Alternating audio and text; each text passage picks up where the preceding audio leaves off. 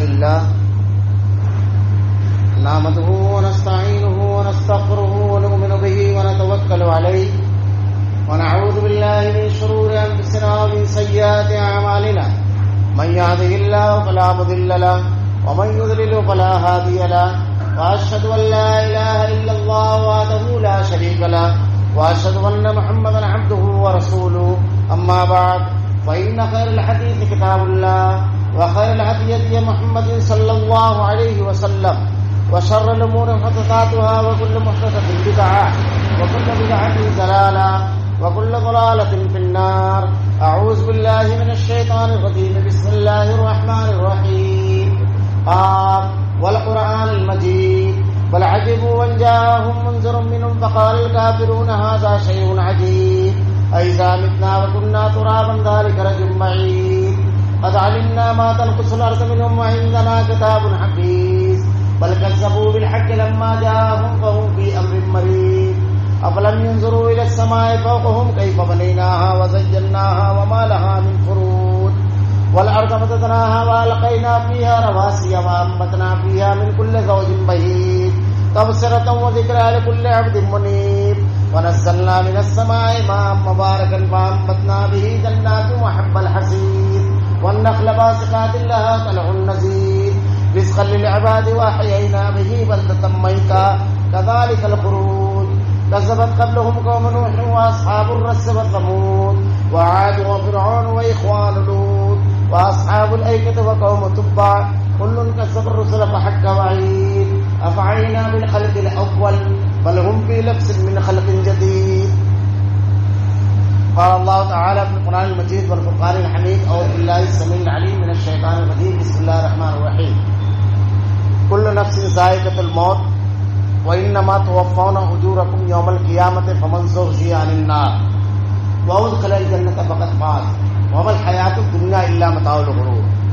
لتبلون في أموالكم وأنفسكم ولتسمعن من الذين أوتوا الكتاب من الذين أشركوا ولو كان عدلا كثيرا.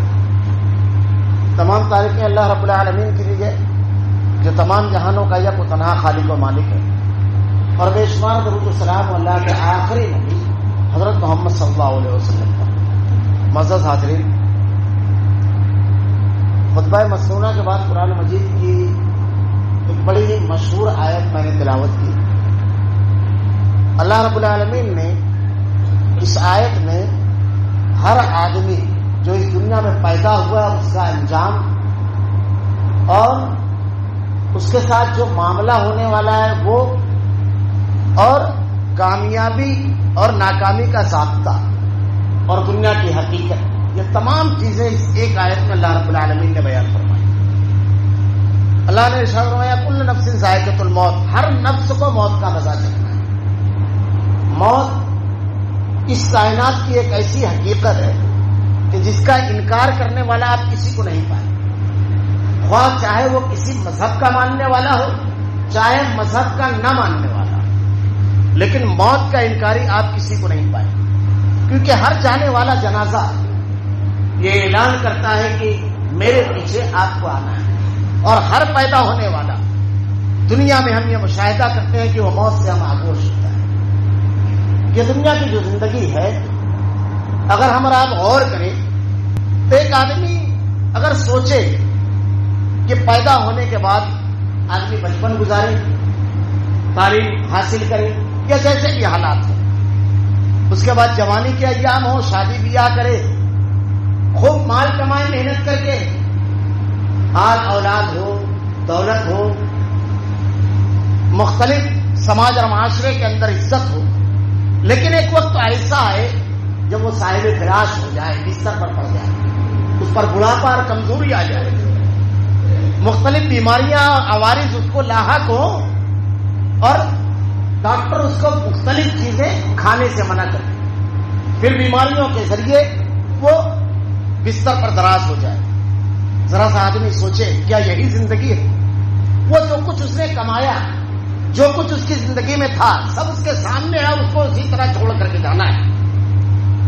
کیا یہیں پر سب معاملہ ختم ہو جانا چاہیے؟ کیا اس کے بعد کی کوئی زندگی نہیں؟ ایک آدمی اگر غور کرتا ہے، تدبر کرتا ہے تو دل میں بے ساختہ یہ بات پیدا ہوتی ہے کہ نہیں، زندگی کی اصل حقیقت یہ نہیں ہے جو ہم نے اس دنیا میں زندگی گزاری، کیونکہ اس کا جو انجام ہے وہ یہ بتا رہا ہے کہ ہمارے حاصل کیے ہوئے فائدے سے ہم نے اتنا فائدہ نہیں حاصل کیا، ہماری محنتوں سے ہم نے جو کچھ کمایا، جو کچھ کیا، وہ نہیں حاصل کر سکے۔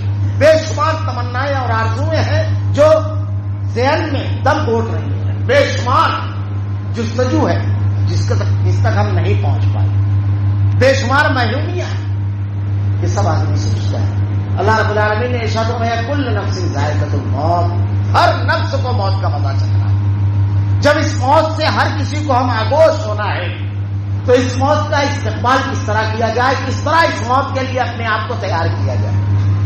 اللہ رب العالمین نے اسی کو ارشاد فرمایا کل نفس ذائقۃ الموت وانما توفون اجورکم، موت کے بعد کی جو زندگی ہے تم کو سب کو اٹھایا جائے گا، کیونکہ اللہ تعالیٰ نے یہ جو دنیا کی زندگی دی ہے، افحسبتم انما خلقناکم عبثا، تم کو ہم نے عبث یوں ہی نہیں پیدا کر دیا، بلا ضرورت بلا مقصد، بس یوں ہی تمہاری پیدائش نہیں ہے، بلکہ اس پیدائش کا مقصد اللہ نے بیان کیا، الذی خلق الموت والحیات لیبلوکم ایکم احسن عملا وهو العزیز الغفور، کہ اللہ تم کو آزمائے تم پہ کون نیک عمل کرتا ہے، کون اچھا عمل کرتا ہے۔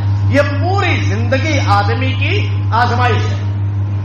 اللہ رب العالمین نے ارشاد فرماتا ہے قیامت کے روز جب تم اٹھائے جاؤ گے تو تمہارے ہر عمل کا تم کو بدلہ دیا جائے گا، اگر ذرے کے برابر بھی اگر آدمی نے نیکی ہوگی، نیکی کی ہوگی، ومن یعمل مثقال ذرۃ خیر یرہ ومن یعمل مثقال ذرۃ شر یرہ، سب اللہ کی جناب میں لے آیا جائے گا۔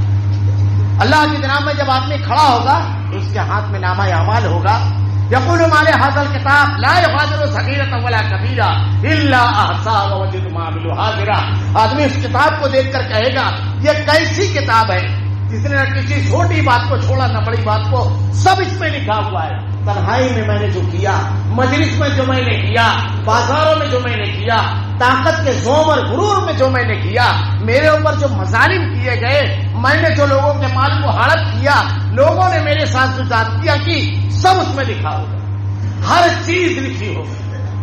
آدمی حیرت کے ساتھ اس کتاب کو دیکھے گا۔ اللہ ارشاد فرماتا ہے انہا ان تقم مثقال حبۃ من خردل فتکن فی صخرۃ او فی السماوات او فی الارض یاتی بہ اللہ ان اللہ لطیف خبیر، ایسے پتھر میں جس میں کوئی سوراخ نہ ہو، اگر آدمی بیٹھ کر کے کوئی عمل کرے گا تو اللہ رب العالمین قیامت کے روز ذرے کے برابر بھی کوئی چیز ہوگی تو قیامت کے روز اسے لے آئے گا۔ ان اللہ لطیف خبیر، اللہ بڑا باریک پیر اور بڑا باخبر ہے، ہر شخص کے تمام اعمال پر رب العالمین قیامت کے روز لے آئے گا، اور وہاں انصاف ہوگا، کسی کے ساتھ کوئی زیادتی نہیں ہوگی، کسی کے ساتھ کوئی ظلم نہیں ہوگا۔ اللہ رب العالمین نے ارشاد فرماتا ہے قرآن مجید کے اندر اقترب للناس حسابهم وهم في غفلة معرضون، قیامت قریب آ گئی اور انسان غفلت میں بے فکر ہے، بالکل غافل ہے۔ اس آیت کی تفسیر میں مفسرین نے لکھا ہے، اللہ کے نبی صلی اللہ علیہ وسلم سے دریافت کیا گیا، اللہ کے نبی نے ارشاد فرمایا جس کی موت واقع ہو گئی اس کی قیامت آ گئی، جس کے پاس موت کا فرشتہ آیا اس کی قیامت واقع ہو گئی، اس لیے کہ موت کا مرحلہ جب شروع ہوتا ہے وہیں سے آدمی کی نیکی اور بدی کے جو معاملات ہوتے ہیں اسی کے مطابق اس کا انجام شروع ہو جاتا ہے۔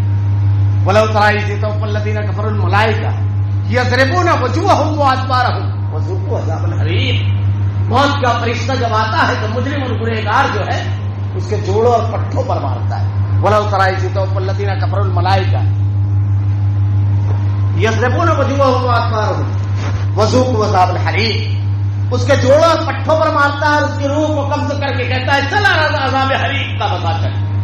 اور اگر نیک آدمی ہوتا ہے تو اس کی اس طرح معاملہ ہوتا ہے کہ ارشاد فرمایا جاتا ہے یا ایھا النفس المطمئنہ ارجعی الی ربک راضیۃ مرضیہ، اے مطمئن روح چل اپنے رب کی طرف، اور وہ جنت جو اللہ رب العالمین نے نیکوکار لوگوں کے لیے سجا رکھی ہے اس کا وہیں اس کو خوشخبری دی جاتی ہے، اور مجرم کو عذاب حریق، چل عذاب حریق کا مزہ چل۔ احادیث میں موت کے وقت جب موت کا فرشتہ آتا ہے اور آدمی کی نظریں جب اس کے اوپر پڑتی ہے تو مجرم اور گنہگار جو ہوتا ہے اس کی روح اس کے جسم میں بھاگتی ہے کسی طریقے سے بچ جائے، لیکن نیک متقی آدمی جو ہوتا ہے وہ اس وقت اس کی کیفیت بالکل الگ ہوتی ہے. اللہ کے نبی صلی اللہ علیہ وسلم نے ارشاد فرمایا جو شخص کو اللہ سے ملنے کا خواہش مند آرزو مند ہوتا ہے, تمنا کرتا ہے اللہ سے ملنے کی. حضرت عائشہ صدیقہ نے اللہ کے نبی سے پوچھا اللہ کے رسول زندگی تو ہر کسی کو عزیز ہوتی ہے, ہر کسی کو محبوب ہوتی ہے, اور آپ ارشاد فرما رہے ہیں کہ بندہ اللہ سے ملنے کی آرزو اور تمنا کرے, بالکل فطری سوال.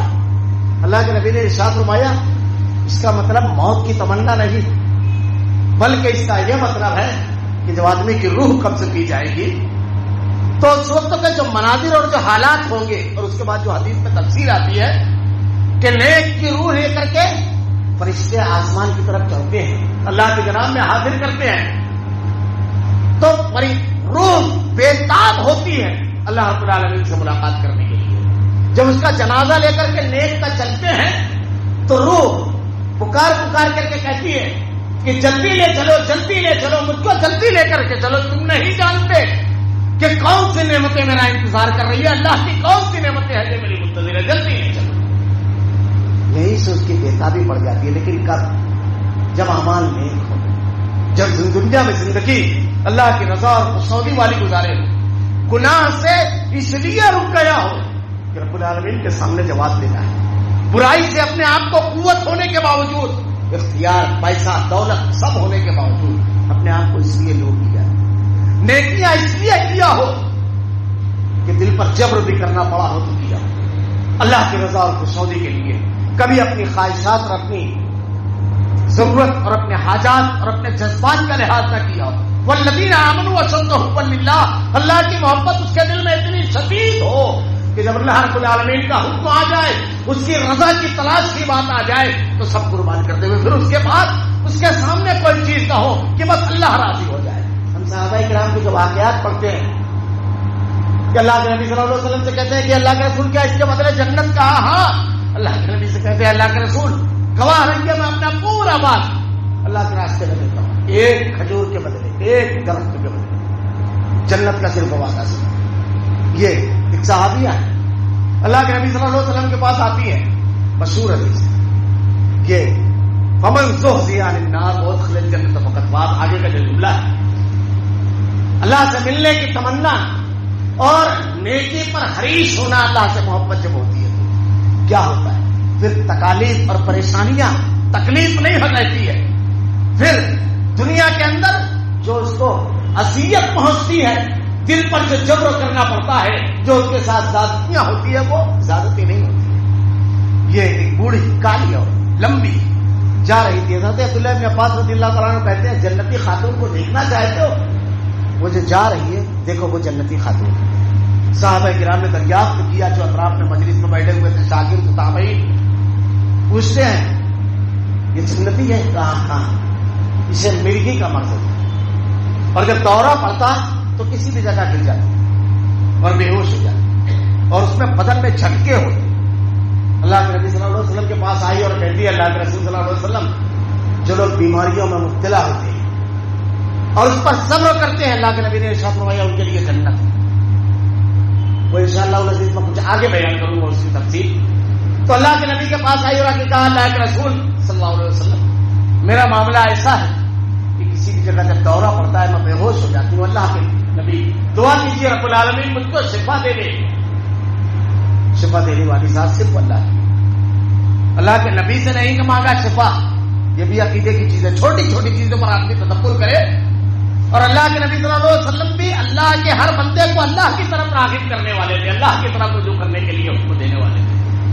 مشہور واقعہ ہے کہ اللہ کے نبی سے ایک صحابی نے کہا کہ آپ کا ساتھ چاہتا ہوں جنت میں.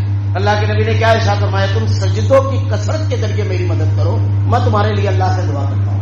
یعنی تم بھی اللہ کی طرف رجوع ہو اور میں بھی اللہ کی طرف.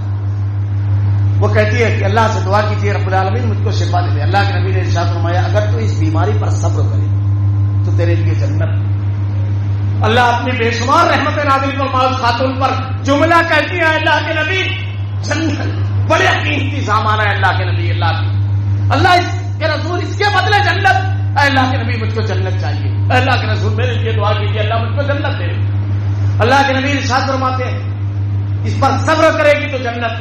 اس کے بعد وہ ایک جملہ کہتی ہے، مومنہ خاتون ہے، وہ کہتی ہے اللہ کے رسول بس بیماری میں جب میں بے ہوش ہوتی ہوں تو مجھ کو اپنے کپڑے کا ہوش نہیں رہتا ہے. کدھر اللہ کے رسول دعا کیجیے کہ میرے کپڑے ادھر ادھر نہ ہو. اللہ کے نبی نے ہاتھ اٹھایا کہ اللہ اس کی عصمت اور اس کے پردے کی حفاظت فرما رب العالمین. حدیث میں آتا ہے اس کے بعد جب وہ بے ہوش ہوئی، جب اس کے اوپر دورہ پڑا، کبھی اس کا پردہ نہیں کیا. ایک ایک عمل اللہ تعالیٰ کی طرف میں لایا جائے گا تو موت کے ساتھ یہ سلسلہ شروع ہو جاتا ہے. اگر آدمی نیک ہوتا ہے تو اس کا معاملہ یہ ہوتا ہے کہ وہ لوگوں سے کہتا ہے جلدی چلو، اور اگر آدمی مجرم گنہگار ہوتا ہے تو اس کا معاملہ کیا ہوتا ہے؟ حدیث میں آتا ہے کہ اللہ کے نبی نے ارشاد فرمایا، اللہ ہر مسلمان کو محفوظ رکھے. جو جملے حدیث میں کہ جب اس کا جنازہ لے کر اس کے اعزا اور اقارب لے کر کے چلتے ہیں، کل نفس ذائقۃ الموت، آپ کو، ہمیں، مجھے، سب کو اس منزل سے گزرنا ہے، سب کو. بس اللہ رب العالمین نیک لوگوں کے ساتھ ہمارا معاملہ فرمائے رب العالمین، ہم پر رحم فرمائے رب العالمین.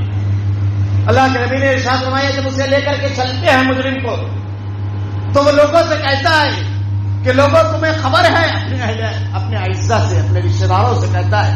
ایک آدمی تصور کرے کہ جنازے میں وہ لیٹا ہے، وہ اپنے باپ سے کہہ رہا ہے، وہ اپنے چچا سے، وہ اپنے بھائی سے کہہ رہا ہے، وہ اپنے بچپن کے دوستوں سے کہہ رہا ہے کہ مجھ کو کہاں لے کر کے جا رہے ہو، کتنے سخت عذاب کی طرف لے کر جا رہا ہے، تمہیں اس کا اندازہ ہے؟ چیختا ہے، چلاتا ہے، لیکن کوئی سننے والا نہیں ہوتا ہے، کوئی نہیں سنتا. سب اس کو لے کر کے اسی مندر کی طرف بڑھتے ہیں. اقترب للناس حسابهم وهم في غفلة معرضون. انسان غافل ہے، اس کا قیامت قریب آ گئی، کیونکہ موت کا وقت تو کسی کو نہیں معلوم، اور جب موت واقع ہوئی انہیں اس کی قیامت واقع ہو گئی.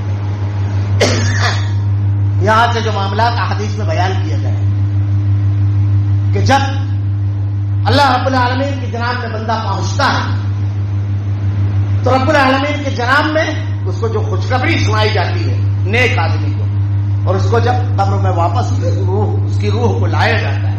حضرت عمر رضی اللہ تعالیٰ نے جو 3 سوالات ہوں گے تو اللہ کے نبی سے ایک سوال کیا کہ اللہ کے رسول یہ بتائیے قبر میں جب اٹھایا جائے گا تو یہی دماغ، یہی شعور، یہی احساسات ہوں گے جو سوال و جواب ہوگا؟ اللہ کے نبی نے ارشاد فرمایا ہاں یہی احساس اور شعور ہوگا. حضرت عمر رضی اللہ تعالیٰ کہتے ہیں تب تو میں اس کا جواب دوں گا، کیونکہ اللہ کی رضا اور خوشنودی توحید جب مانے تو کبھی شرک نہیں کیا، احکامات الہی جب سامنے آئے کبھی روگردانی نہیں کی، تب میں اس کو جواب دوں گا. آپ کی اطاعت اور فرما برداری جان سے بڑھ کر آپ سے محبت، تب میں اس کو جواب دے دوں گا، تب سوال و جواب ہو جائے گا. یہ ایمان تھا. حضرت عمرو بن عاص رضی اللہ تعالیٰ عنہ بالکل آخر وقت آیا، اپنے بیٹے سے کہتے ہیں میں نے 3 دور گزارے اپنی زندگی کی. ایک دور وہ تھا جو جاہلیت کا، شرک کا دور تھا، گناہ سے آلودہ زندگی، نبی کی مخالفت کرتے تھے، بڑا ہی بدترین اور برا دور تھا. پھر دوسرا سب سے بہترین دور زندگی کا آیا کہ ایمان کی لذت سے آشنا ہوئی، اللہ نے توحید کی نعمت سے سرفراز کیا، اسلام قبول کیا اور اللہ کے نبی صلی اللہ علیہ وسلم کے ساتھ رہے، ان کی اطاعت اور فرما برداری کی اور ان کے احکامات کے مطابق ڈھل گئے. پھر تیسرا دور آیا کہ اللہ کے رسول صلی اللہ علیہ وسلم اس دنیا سے رخصت ہوئے، حالات بدلے، مختلف حالات رہے، حکومت میں رہے، قیادت کی، مختلف دور سے گزرا، میں نہیں جانتا ایک اور سکتا. اب اللہ کے سامنے پورے ادوار کا جواب دینا ہے، پورے ادوار. حضرت ابو ہریرہ رضی اللہ تعالیٰ عنہ اللہ کے نبی کی صحبت میں رات دن لڑنے والے، رات دن، اور اللہ کے دین کے لیے کیسے، اللہ کے رسول صلی اللہ علیہ وسلم کے دین کے حاصل کرنے کا کیسا جذبہ، سب سے زیادہ حدیثیں انہی سے مرئی. جب روایتیں بیان کرتے تھے مروان بن حکم کو ایک مرتبہ تھوڑا سا شک ہوا کہ اللہ کے نبی صلی اللہ علیہ وسلم کے سلسلے میں اتنی روایتیں بیان کرتے ہیں، تو پردے کے آڑ میں ایک شخص کو بٹھا دیا اور اس کے بعد آپ سے کہا روایتیں بیان کی. آپ کافی دیر تک کے روایتیں بیان کرتے رہے اور آڑ میں جو بیٹھا ہوا تھا وہ سب لکھتا.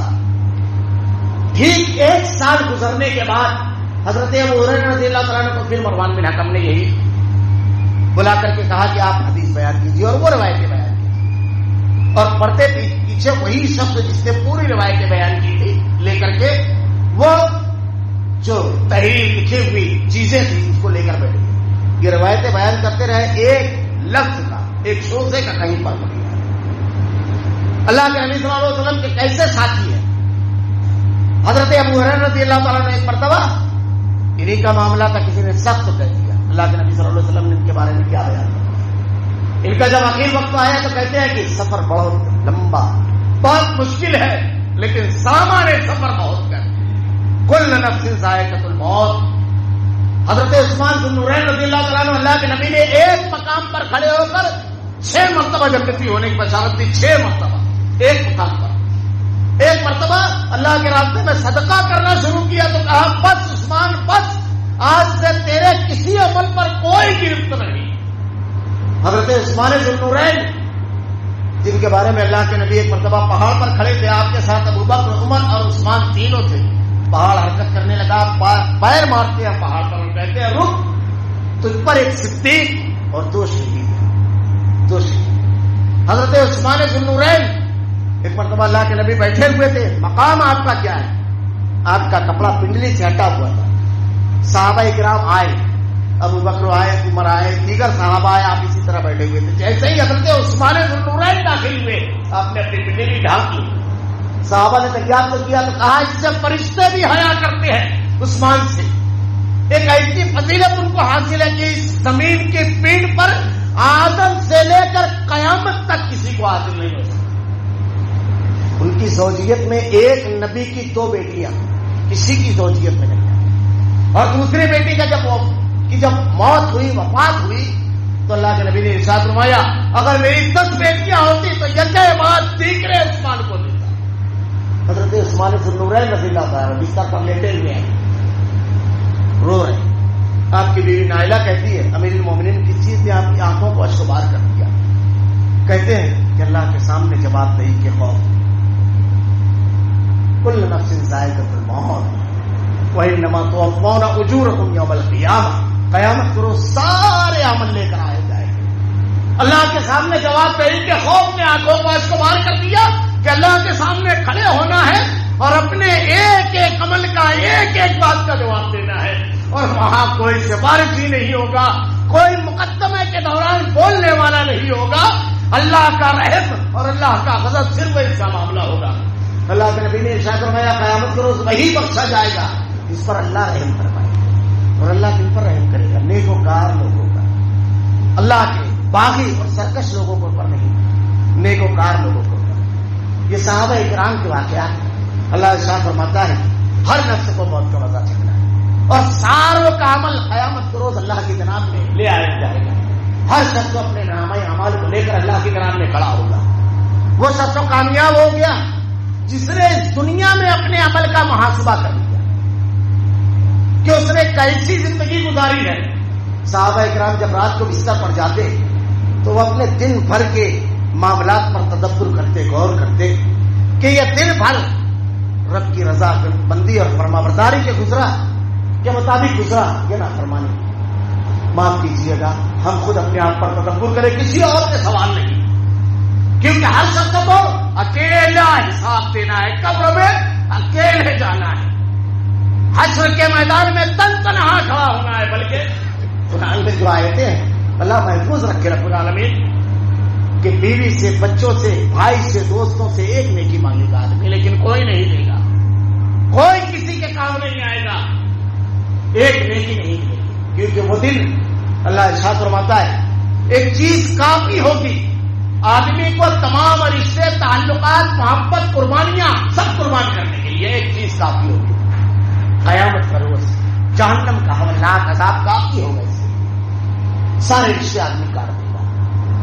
ہم غور کریں، ہم اپنے بچوں کے لیے، اپنی بیوی کے لیے، اپنی انا کے لیے، اپنے مال کے لیے، اپنی عزت کے لیے، اپنے فائدے کے لیے شریعت کو قربان کرتے ہیں، تب اپنی آخرت بھی قربان کرتے ہیں، یا اللہ کی رضا اور خوشنودی کے لیے یہ تمام چیزیں قربان کر دیتے ہیں. خود ہمیں اپنا محاسبہ کرنا ہے کیونکہ تنہا آدمی کو حساب دینا ہے.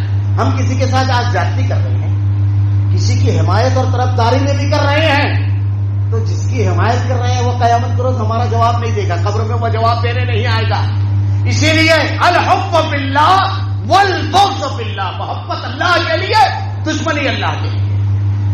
یہ فلسفہ دیا حزب اللہ تو شیطان, اللہ کا لشکر اور شیطان یہی سب کرواتا ہے. ومن زحزح عن النار, اللہ نے ارشاد فرمایا موت واقع ہوگی, اس کے بعد قیامت, ایک ایک چیز کا حساب دینا ہے روز محشر. اب جہنم کی ہولناکیاں اور جنت کی نعمتیں یہ مستقل عنوان ہے. اللہ نے ارشاد فرمایا کل نفس ذائقۃ الموت وانما توفون اجورکم یوم القیامہ فمن زحزح عن النار. جو سب کو آگ سے ہٹا لیا گیا, آگ سے بچا لیا گیا, وادخل الجنۃ فقد فاز, بس وہ کامیاب ہو گیا. یہ کامیابی کی اللہ تعالیٰ نے سبھی پوری کامیابی کا ضابطہ, کامیابی کیسے ملے گی اس کی کنجی اللہ نے بیان کر, جو جہنم سے بچا لیا گیا. جہنم سے کون بچے گا, جہنم کے آگ سے کس کی حفاظت ہوگی, اور جنت میں کون داخل ہوگا. سارے کبیرہ گناہ اس میں داخل ہیں. اللہ کے نبی صلی اللہ علیہ وسلم سے ایک صحابی نے آ کر کے کہا کہ اللہ کے رسول, صحیح مسلم کی روایت ہے, اے اللہ کے نبی کس چیز کی وجہ سے میں جہنم سے بچ جاؤں گا, جنت اللہ رب العالمین عطا کرے گا. صحیح مسلم کی روایت میں اللہ کے نبی نے ارشاد فرمایا تو اللہ کے ساتھ کسی کو شریک نہ کرنا, شرک نہ کرنا. بہت زیادہ ضروری اور اہم چیز ہے شرک اور توحید. میں اکثر کہا کرتا ہوں کہ ہمارے یہاں جب شرک اور توحید پر خطبہ ہوتا ہے, یہ سنت اور بدعت پر, تو کبھی کبھی کچھ لوگوں کو طبیعت میں انقباض پیدا ہوتا ہے, اور یہی ایک عنوان, حالانکہ سچی چیز یہ ہے کہ یہی ایک عنوان ہے توحید کا, اور شرک کا یہی ایک عنوان ہے. اللہ نے یہ کائنات اسی کے لیے بنائی ہے, ہر نبی کو اسی کے لیے بھیجا. وَإِلَىٰ مَدْيَنَ أَخَاهُمْ شُعَيْبًا قَالَ يَا قَوْمِ اعْبُدُوا اللَّهَ مَا لَكُم مِّنْ إِلَٰهٍ غَيْرُهُ وَإِلَىٰ عَادٍ أَخَاهُمْ هُودًا قَالَ يَا قَوْمِ اعْبُدُوا اللَّهَ مَا لَكُم مِّنْ إِلَٰهٍ غَيْرُهُ وَإِلَىٰ ثَمُودَ أَخَاهُمْ صَالِحًا قَالَ يَا قَوْمِ اعْبُدُوا اللَّهَ مَا لَكُم مِّنْ إِلَٰهٍ غَيْرُهُ. اب غور کیجیے, یہ قومیں وہ تھی, قوم لوط میں اخلاقی برائی تھی, قوم شعیب میں ناپ تول کی کمی تھی, قوم عاد ظلم کرتی تھی, لیکن توحید کی دعوت سے آغاز کر رہی ہے, معمولی چیز نہیں ہے. اور اللہ کے نبی کی سیرت پر اس عنوان پر بار بار بولنے کا فائدہ, آدمی شرک سے بچ جاتا ہے. کیونکہ شرک ایک اتنا سنگین جرم ہے کہ اگر صرف ایک حدیث توحید اور صرف پر پڑھ لی جائے ایک, تو پورا مضمون صاف ہو جائے کہ عقیدہ توحید کی قیمت, اس کی نعمت کیا ہے, اور شرک کی شناعت و قباحت کیا ہے.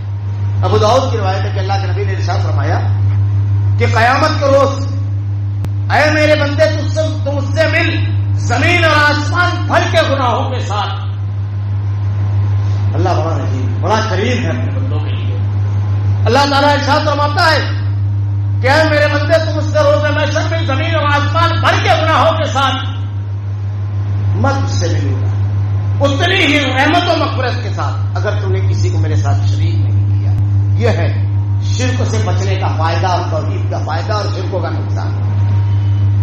ایک فائدہ توحید کا صرف آدمی سمجھ لے, اور شرکوں کا نقصان اللہ نے ارشاد فرمایا انہ من یشرک باللہ فقد حرم اللہ علیہ الجنہ, اللہ نے جنت حرام کی ہے مشرک پر. ان اللہ لا یغفر ان یشرک بہ ویغفر ما دون ذلک لمن یشاء, اللہ مشرک کو ہرگز معاف نہیں کرے گا. سب سے اہم چیز ہے. اور یہ عقیدہ جب آدمی کے دل میں راسخ ہو جاتا ہے, توحید جتنی زیادہ آدمی کے دل میں پختہ ہوتی ہے, نکھری ہوتی ہے, اس کے عمل اتنے زیادہ بہتر ہوتے ہیں. اللہ سے وہ اتنا زیادہ محبت کرنے والا ہوتا ہے, اللہ کے اتنا زیادہ قریب ہوتا ہے, بندگی کا شعور اتنا بیدار ہوتا ہے. اگر توحید ہے اس کے اندر, وہ کبھی کسی کے سامنے نہیں جھکے گا, کسی سے مانگے گا, بیمار پڑے گا, عقیدہ توحید پر جاتا ہے. ہمارے یہاں معمولی سی بیماری ہوتی ہے, معمولی چیز نہیں ہے. اللہ کے نبی نے ایک روایت بیان کی, لیکن اس میں جو بیان کیا ہے, ہمارے یہاں معمولی بیماری ہوتی ہے, آدمی عقیدے کی سوداگری کر لیتا ہے. معمولی بیماریوں پر, معمولی سے بچے بیمار ہوتے ہیں, ذرا سا بیمار ہوتے ہیں, لوگ عقیدے کی سوداگری کرتے ہیں. توحید کیا ہے؟ عقیدہ توحید کہ حضرت ام سلیم کا بچہ مر گیا اور اپنے بیٹے سے کہتی ہے کہ پہلے سے زیادہ اچھا ہے, اللہ نے ایک نعمت دی تھی، لیکن زندگی اور موت اللہ کے ہاتھ میں۔ وَإِن يَمْسَسْكَ اللَّهُ بِضُرٍّ فَلَا كَاشِفَ لَهُ إِلَّا هُوَ وَإِن يَمْسَسْكَ بِخَيْرٍ فَلَا رَادَّ لِفَضْلِهِ۔ نفع اور نقصان کا مالک، اگر اللہ تم کو نقصان پہنچانا چاہے کوئی بچا نہیں سکتا، اور اگر اللہ بچانا چاہے کوئی پہنچا نہیں سکتا۔ اب اگر بیماری ہے، ہر قسم کا علاج کر لیا، اچھا نہیں ہو رہا، سارے ٹیسٹ کر لیے، ڈاکٹر حیران، بیماری کا پتہ نہیں، لیکن شفا نہیں۔ اللہ تعالیٰ توحید بچاتی ہے۔ اللہ نے ارشاد فرمایا وَلَنَبْلُوَنَّكُمْ بِشَيْءٍ مِّنَ الْخَوْفِ وَالْجُوعِ وَنَقْصٍ مِّنَ الْأَمْوَالِ وَالْأَنفُسِ وَالثَّمَرَاتِ وَبَشِّرِ الصَّابِرِينَ۔ ہم تمہیں ضرور آزمائیں گے۔ اللہ کی آزمائش ہے۔ الذین اذا اصابتهم مصیبہ، جب ان پر کوئی مصیبت پہنچتی ہے، قالوا انا للہ وانا الیہ راجعون، کہتے ہیں اے اللہ ہم تیری ملکیت ہے، جب تم مالک ہے تو تجھ کو اختیار ہے، چاہے جس حالت میں رکھ، صبر کرتے اور تیری ہی طرف لوٹ کر جانے کا۔ عقیدے کی سوداگری نہیں، مالی احساس سے ختم ہو گیا معاملہ، مال ختم۔ ہمارے یہاں تو ہے کہ مولوی کے پاس پہنچتے ہیں، حضرت کل سونے کو مٹی کو ہاتھ لگاتا سونا ہو جاتی تھی، آج سونے کا ہاتھ لگا رہا ہوں مٹی کی عقیدہ۔ اگر اس رزاق نے رزق کو لکھا ہے پوری دنیا روک نہیں سکتی، اور اگر اس نے نہیں لکھا ہے اس رزاق نے پوری دنیا کی کوشش کرنے میں مل نہیں سکتا۔ یہ عقیدے کی بات ہے۔ اللہ کے نبی نے ارشاد فرمایا دنیا بنانے سے 50 سال پہلے اللہ نے تقدیر لکھی، کس پل کیا ہوگا۔ مصیبتیں مشکل نہیں لگتی، تکلیفیں مشکل نہیں لگتی ہیں۔ صحابہ کرام کی ہم جو زندگی دیکھتے ہیں، یہ ایمان کی حلاوت و لذت ہے جو آدمی کو مصیبتوں میں ثابت قدم رکھتی ہے اور تکالیف اس کو تکلیف نہیں لگتی۔ مولانا غلام آزاد رحمۃ اللہ علیہ کہتے ہیں کہ زندگی میں آدمی کی بے شمار آزمائش ہوتی ہے، بے شمار آزمائش ہے۔ ایک آدمی بہت صاف دکھائی دیتا ہے لیکن آزمائش سے گزرتا رہتا ہے۔ اولاد کی آزمائش رہتی ہے، رشتوں کی آزمائش رہتی ہے، بیوی کی آزمائش رہتی ہے، اس کے خود کے نہ جانے کتنے مسائل ہوتے ہیں، بہت سارے مسائل ہیں جو کسی سے آدمی شیئر بھی نہیں کر سکتا۔ بے شمار آزمائش، یہ زندگی دنیا کی آزمائشوں میں ساتھ ہے، کیونکہ بے نیاز ذات صرف اللہ کی، اللہ سمجھ، ورنہ ہر شخص مجبور ہے۔ لیکن ایمان کی حلاوت و لذت، توحید کی حقیقت اگر دل میں اتری ہوتی ہے تو کیا ہوتا ہے، مصیبتیں مصیبت نہیں لگتی ہے۔ آپ انبیاء کے واقعات پڑھیں، 18 سال حضرت ابراہیم، حضرت ایوب علیہ السلام، بعض لوگ 18 بعض میں 4 بیمار تھے، کیسی بیماری، لیکن صبر کیا، ثابت قدم رہے۔ یہ واقعات حضرت یوسف علیہ السلام کی زندگی، اور جب صبر کرتا ہے آدمی تو اللہ رب العالمین کا معاملہ کیا ہوتا ہے۔ بھائیوں نے اسے گھر سے نکالا، غلام بنے، قید کیے گئے، غلامی زندگی کی سب سے نچلے سطح، صبر کیا، حکومت سب سے اونچی سطح ہے، اللہ تعالیٰ نے حکومت، اللہ رب العالمین کا انعام ہوتا ہے۔ تو اس وقت کیا ہوتا ہے، مولانا غلام آزاد رحمۃ اللہ علیہ کہتے ہیں کہ یہ معاملہ آدمی کے ایمان کے ساتھ چلتا ہے، مصیبت کا، تکلیف اور پریشانی کا، اور اس کا تعلق عقیدے سے ہوتا ہے۔ جیسا پختہ ایمان ویسے معاملہ، جیسے مثلا اگر بیماری آئے تو مختلف لوگوں پر آپ بیماری کو دیکھو اور دوا کا استعمال دیکھو اور اس کا انداز دیکھو، بس سمجھ میں آ جائے۔ پھر چھوٹا بچہ جب بیمار ہوتا ہے اس کو جب ڈاکٹر کے پاس لے کر جاتے ہیں تو وہ رونا شروع کر دیتا ہے، بلکہ اسے دوا پلانا ایک بڑا مسئلہ ہوتا ہے چھوٹے بچے کو۔ عورتیں حکمت استعمال کرتی ہیں، ناک وغیرہ دبا دیتی ہے، پھر دوا پلاتی ہے۔ وہ سمجھتا ہے کہ انجیکشن لگانا، دوا کڑوی پینا بہت بڑا امتحان ہے، حالانکہ ذرا سی کڑوی دوا پی لے آدمی، ذرا سا انجیکشن لگوا لے گا، تھوڑی دیر بعد وہ مستقل بیماری اور تکلیف سے نجات ہو جائے، لیکن اس کا شعور پختہ نہیں ہوتا ہے۔ تھوڑا اور بڑی عمر کے بارے میں غور کیجیے تو 2 ٹائپ کے لوگ ملتے ہیں بڑی عمر میں۔ ایک تو وہ دوا رکھے رہتے ہیں، اٹھائیں گے پھر رکھ دیں گے، اٹھائیں گے پھر رکھ دیں گے، ہمت نہیں پڑتی، دوا کی کڑواہٹ، مگر پھر اس کے بعد جب ڈاکٹر کے پاس جائیں گے تو بغیر انجیکشن کے اگر معاملہ چل جائے پھر وہ لگائے گا بھی تو بڑا تکلیف کا مزاج کرے گا۔ لیکن ایک طبقہ ایسا ہوتا ہے اسے بھی دوا کڑوی لگتی ہے، مگر وہ اٹھائے گا اور پی لے گا، چہرہ بھی نہیں یہ سب سے اونچے لوگ ہوتے ہیں. صحابہ کرام یہاں کی تکالیف کو بنا چہرہ بگاڑے، بنا تاثرات لائے، وہ رب کی طرف سے، اور رب نے اس پر صبر کرنے کا کہا ہے، ثابت قدم رہنے کا. اب بیماری ہے تو خوب دعائیں مانگے، درجات کی بلندی کا سبب ہوگا، گناہ جڑیں گے. اگر مصیبت ہے تو اللہ کی طرف رجوع ہو جاتا ہے، اللہ کی طرف رجوع ہو جاتا ہے. پہلی چیز شرک سے اپنے آپ کو بچانا، یہ بہت زیادہ اہم چیز. اللہ کے نبی نے ارشاد فرمایا شرک تمہارے درمیان اس طرح داخل ہوگا کہ احساس کرو، توحید پر قائم رکھتا. دوسری چیز اللہ کے نبی نے کہا نماز کی پابندی کرنا. جہنم میں جب لوگ جائیں گے تو جہنمی سوال کریں گے کس بنیاد پر تم جہنم میں دکھائی دے رہے ہو؟ حضرت تمہارا معاملہ تو بڑا اونچا تھا، لم نکن من المصلین، ہم نماز نہیں پڑھتے. اللہ کی جناب میں جھکنے والا، نماز کی پابندی کرنے والا بڑی اہم چیز ہے. اللہ کے نبی صلی اللہ علیہ وسلم نے کہا مومن اور کافر کے درمیان فرق کرنے والی نماز. اللہ کے نبی نے ارشاد فرمایا اگر کسی آدمی کو 5 وقت مسجد کی طرف چل کر جاتا ہوا دیکھو تو اس کے ایمان کی گواہی ہو. کسی بستی میں اگر جاؤ وہاں اذان کی آواز آئے رک جاؤ، اذان کی آواز آئے سمجھ جاؤ مسلمانوں کی بستی. یہ مسلمانوں کی بستی کی پہچان، آدمی کے ایمان کی گواہی. اللہ کے نبی نے کہا اس شخص کو جنتی ہونے کی بشارت دو جس کا ایک نماز کے بعد دوسری نماز کے لیے مسجد میں دل اٹکا رہے. نماز بڑی اہم چیز ہے. ام حبیبہ فرض نماز، اللہ کے نبی نے ارشاد فرمایا 2 ٹھنڈی نمازیں جو شخص پڑھے، فجر کی اور عشر کی نماز واجب، اس کے لیے جنت کی بشارت. اللہ کے نبی صلی اللہ علیہ وسلم نے ارشاد فرمایا جو شخص تکبیر اولا کے ساتھ 50 دن نمازیں پڑھ لیں اللہ رب العالمین اسے جنت عطا کرے گا. اللہ کے نبی صلی اللہ علیہ وسلم نے فرائض کے ساتھ ساتھ سنن اور نوافل کے بارے میں یہ ارشاد فرمایا فمن زحزح عن النار، جو آگ سے بچ گیا. یہ آگ سے بچانے والی چیزیں ہیں. اور کتنے حریص ہوتے تھے صحابہ کرام اس کے لیے، کتنے حریص تھے اللہ کے نبی. اللہ کے نبی صلی اللہ علیہ وسلم نماز کے لیے کھڑے ہوتے آپ کے پیروں میں مرہم آ جاتا. عبداللہ ابن عباس رضی اللہ عنہ کہتے ہیں ایک مرتبہ میں اللہ کے رسول صلی اللہ علیہ وسلم کے پاس گیا، رات میں میری خالہ کے یہاں میں رک گیا. اللہ کے نبی صلی اللہ علیہ وسلم رات میں نماز کے لیے کھڑے ہوئے تو اتنی طویل قرات کی مجھ کو بتاتے ہوئے شرم آتی. میری طبیعت چاہی کہ میں نماز چھوڑ دوں، حالانکہ آپ جوان یعنی جوانی کی دہلیز پر قدم رکھتے رہتے، صغار صحابہ میں سے. اللہ کے نبی صلی اللہ علیہ وسلم اللہ کے رسول سے امہات المومنین نے صحابہ نے پوچھا تو اللہ کے نبی کہتے ہیں کیا میں اللہ کا شکر گزار بندہ نہ بنوں کہ آپ تو بخشائے ہیں. ایک آیت نازل ہوئی قیامت کا منظر، حضرت عیسیٰ سے اللہ پوچھے گا تو نے کہا تھا تیری اور تیری ماں کی عبادت کرنا. حضرت عیسیٰ علیہ السلام کہیں گے میں وہ کیسے کہوں گا اللہ جس کا تو نے مجھ کو حکم نہیں دیا ہے، تیرے بندے چاہیے آزاد کے چاہیے بخش دے. حضرت عائشہ بہکی کی روایت کہتی ہے رات بھر یہی ایک آیت تلاوت کرتے، رات بھر اللہ کے رسول صلی اللہ علیہ وسلم کی عبادت کا جو حال تھا، صحابہ کرام کی عبادت جس طرح اللہ کے لیے حریص. اللہ کے نبی نے ارشاد فرمایا ام حبیبہ سے جو شخص 12 سنن رواتب کا اہتمام کرے گا.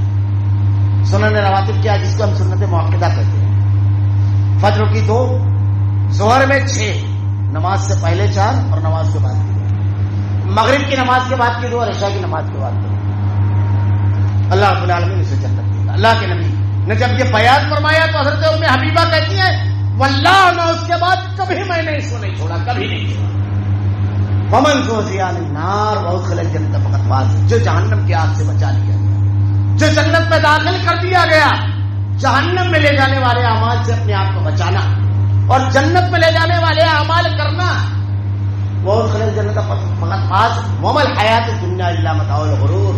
اور یہ جو دنیا کی زندگی ہے یہ دھوکے کی ایک چیز ہے.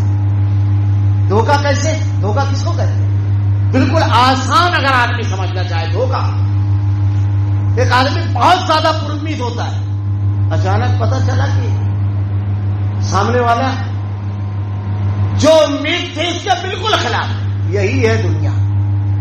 دنیا کا پورا مال جو ہم کما رہے ہیں چھوڑ کر کے چلے جائیں گے، یہ مال کام نہیں آئے گا. ہماری اولاد، ہمارے دوست و احباب، ہماری مجلسیں کچھ کام نہیں آئے. سب دھوکے کی ایک چیز ہے. ہمارے رشتے دار کام نہیں آئے، کچھ کام نہیں آئے گا روز محشر. تو دنیا میں جو ہم جمع کر رہے ہیں تو دھوکہ نہ کھا جائیں اور وقت پر پتا چلا کہ سب کے سب اڑ گیا، حوام منصورہ، سارے اعمال کو ہم اڑا دیں گے، وہ تو نہیں ہے۔ ومن زحزح عن النار وادخل الجنة فقد فاز۔ اللہ تعالیٰ نے ایک آیت میں تمام چیزیں بیان کی۔ اللہ نے اگر توفیق دی تو جہنم میں لے جانے والے اعمال اور اس کی ہولناکی کیا ہے، جہنم سے بچنا کتنا ضروری ہے، اور جنت میں لے جانے والا اعمال انشاءاللہ اس کی تفصیل بس ایک دو چیزیں کہ جہنم کتنی ہولناک ہے۔ قیامت کو روز جب جہنم کو لایا جائے گا روز محشر، فرشتے اس کو لے کر آئیں گے جہنم کو روز محشر۔ اللہ کے نبی نے ارشاد فرمایا وہ چیخ اور چنگار رہی ہوگی اور اللہ سے مطالبہ کر رہی ہوگی، اور مجرمین کے بارے میں تو اللہ نے ارشاد فرمایا کہ جہنم میں سے ایک زنجیر نکلے گی جو مجرم کو گھسیٹتے ہوئے لے کر جائے گی، اس کی ہولناکی کے اوپر جیسے ہی نظریں پڑے گی آدمی کی بس یہیں سے پورا منظر بدل جائے گا، سارا منظر بدل جائے گا، پھر آدمی کو کسی کا ہوش نہیں رہے گا، صرف ایک بات اس کے سامنے رہے گی کہ اللہ اس سے بچا لے۔ بڑا مشہور اللہ کے نبی کی حدیث بھی، قرآن میں بھی اللہ نے بیان فرمایا کہ اللہ تعالیٰ کہے گا کہ اگر پوری دنیا ایک وادی بڑھ کے سونا دے دیا جائے تو کیوں جہنم سے نجات کیا چاہے گا؟ کہا اللہ تو اپنے قول میں جھوٹا ہے، جھوٹ ہے، اس جہنم سے کوئی نہیں بچا پائے گا۔ اگر جس کے بارے میں فیصلہ کر دیا حضرت ابراہیم علیہ السلام کے والد کو جب جہنم میں ڈالا جائے گا تو آپ اللہ سے کہیں گے کہ اللہ تو نے کہا تھا میں تجھ کو رسوا نہیں کروں گا، پوری دنیا کے سامنے میرا باپ جہنم کی آگ میں۔ حضرت ابراہیم علیہ السلام کو کہا جائے گا پیروں کی طرف دیکھو، جب دیکھیں گے تو ایک بچو کیچڑ میں لکھا ہوا نظر آئے گا، فرشتوں کو حکم دے گا اس کی ٹانگ پکڑ کے کھسیٹتے ہوئے جہنم میں داخل کر دیں۔ اللہ کے نبی کے چچا ابو طالب سب سے بڑے حمایتی اللہ کے نبی کے، سب سے بڑے حمایتی، آپ کی موت کے سال کو 2 موتیں ہوئی تھی اس سال، حضرت خدیجہ الکبریٰ اور حضرت ابو طالب کی کو عام الحزن و غم کا سال کہا جاتا ہے۔ اللہ کے نبی نے کہا سب سے ہلکا عذاب جہنم کا ان کو ہوگا، اور جو عذاب ہوگا آپ کی جوتیاں پہنائی جائے گی، پورے اندرونی اعضاء ایسے کھولیں گے جیسے کوئی ہانڈی رکھ دی جاتی ہے آگ پر اور اس کے اندر اگر پانی یا کوئی چیز ڈال دیا جائے تو کھولتی، یہ سب سے ہلکا عذاب ہوگا۔ اللہ نے ارشاد فرمایا کلما نضجت جلودهم بدلنا جلودا غیرها ليذوقوا العذاب، جہنم میں جو آگ کا عذاب ہوگا چمڑیاں جب جل جائیں گی تو اللہ تعالیٰ اس کو بدل دے گا تاکہ ہم عذاب کا آدمی مزہ چکھے، جہنم میں اٹکنے والا کھانا دیا جائے گا۔ اللہ تعالیٰ قرآن میں بیان فرماتا ہے، اللہ کے نبی نے حدیث میں بیان فرمایا ان شجرۃ الزقوم طعام العصیم کالمول یغلی فی البطون کغلی الحلیم، جب ان کو دیا جائے گا، ٹھوس دیا جائے گا اس سے جہنمی، اس کو یاد آئے گا دنیا میں جب کھانا اٹکتا تھا تو میں پانی پیتا تھا تو پانی مانگے گا، ایسا کھولتا ہوا پانی اس کے اوپر ڈالیں گے فرشتے اس کے منہ پر، اس کا چہرہ پورا جل جائے گا، اور اس کے بعد جب اس کے منہ میں داخل ہوگا تو تمام اعضاء کو کاٹتا ہوا جسم کے نچلے حصے سرین سے باہر نکل جائے گا۔ اتنا عظیم اس جہنم کے بارے میں، اس محشر کے بارے میں اللہ تعالیٰ، اللہ کے نبی نے ارشاد فرمایا، بس آخری حدیث بیان کر کے اپنی بات ختم کروں گا، کوئی کام نہیں آئے گا۔ اللہ کے نبی نے اپنی پوری خاندان کے لوگوں کو جمع کیا، اللہ تعالیٰ قرآن میں ارشاد فرماتا ہے وَأَنذِرْ عَشِيرَتَكَ الْأَقْرَبِينَ، اے نبی اپنے قریبی رشتے داروں کو جہنم کی آگ سے بچاؤ۔ ہم کو بھی اللہ نے کہا ہے یا ایھا الذین آمنوا، ایمان والو قوا انفسکم واہلیکم نارا، اپنے اہل و عیال کو جہنم کی آگ سے بچاؤ۔ یہ بڑی ذمہ داری ہے، ہم اگر اپنی اولاد سے محبت کرتے ہیں تو اسے جہنم سے بچائیں، اپنی بیوی سے اگر محبت کرتے ہیں تو وہ اعمال کرنا ہے، یہ بڑی اہم چیز ہے۔ اللہ کے نبی نے پورے خاندان کے لوگوں کو جمع کیے، جب یہ آیت نازل ہوئی وَأَنذِرْ عَشِيرَتَكَ الْأَقْرَبِينَ، پورے خاندان کو جمع کیا۔ قال لما نزلت وَأَنذِرْ عَشِيرَتَكَ الْأَقْرَبِينَ دعا النبي صلى الله عليه وسلم قرابته عامة وخاصة ويا عبد شمس ويا عبد مناف ويا عبد المطلب، اللہ کے نبی صلی اللہ علیہ وسلم نے اپنے پورے رشتے داروں کو جمع کیا، اے عبد شمس، اے عبد مناف، اے عبد المطلب، ويا صفیہ القذی نفسک سلیمی ما شئت من مال فإني لا أغني عنك من الله شيئا، جو کچھ مانگنا ہے اس دنیا میں مانگ لو، روز محشر میں تمہارے کہو کہ آپ کوئی کام نہ حاصل، حتیٰ کہ اپنی سب سے چہیتی بیٹی فاطمہ سے کہتے ہیں وَيَا فاطمہ انقذی نفسک سلیمی ما شئت من مال فإني لا أغني عنك من الله شيئا، جو کچھ میرے مال میں سے مانگنا ہے مانگ لے میری بچی، روز محشر میں تیرے کوئی کام نہ حاصل کیا۔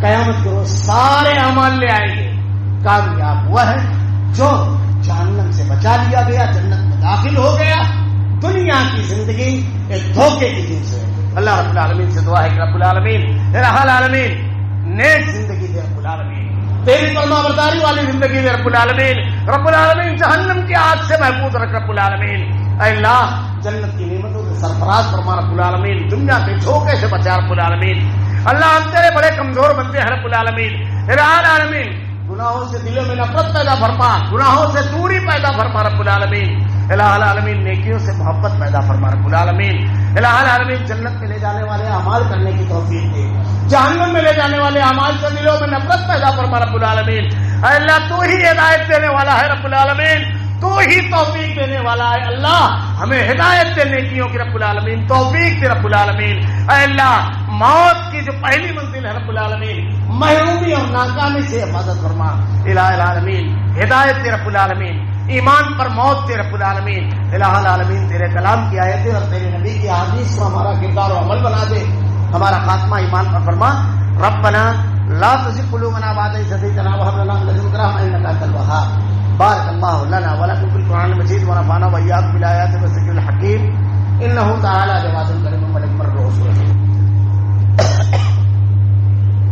الحمد لله نحمده ونستعينه ونستغفره ونؤمن به ونتوكل عليه ونعوذ بالله من شرور أنفسنا ومن سيئات أعمالنا من يهده الله فلا مضل له ومن يضلل فلا هادي له وأشهد أن لا إله إلا الله وحده لا شريك له وأشهد أن محمدا عبده ورسوله أما بعد أعوذ بالله من الشيطان الرجيم بسم الله الرحمن الرحيم إن الله يأمر بالعدل والإحسان وإيتاء ذي القربى وينهى عن الفحشاء والمنكر والبغي يعظكم لعلكم تذكرون بارك الله لنا ولكم في القرآن المجيد